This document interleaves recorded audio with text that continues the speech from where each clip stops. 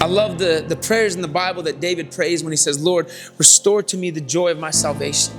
Think about this. Restore to me the joy of my salvation. What does that even mean? It means that sometimes we become so used to hearing how loved we are by God that it stops meaning something. It means that we show up in church so much that we actually lose the joy that comes from the gift that we have been given.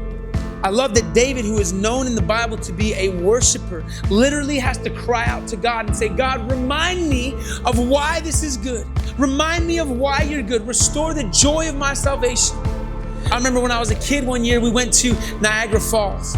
And I remember the first time I saw that waterfall, I'm like, what is happening? My mind was blown. This thing is massive. It's huge. It's majestic.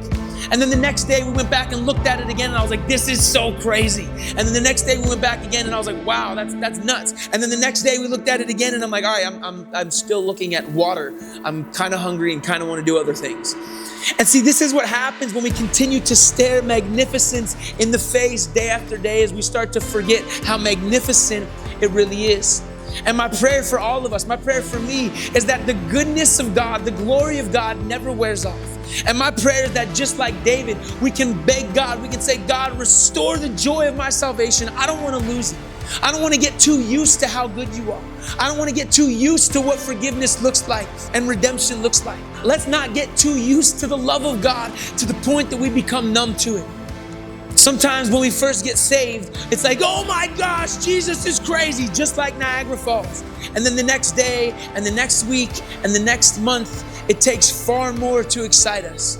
And we start looking to God to be some form of entertainment rather than being satisfied by the fact that we have been bought and redeemed and saved and purchased with His blood. Don't ever let that lose its power. God, restore to me the joy of my salvation.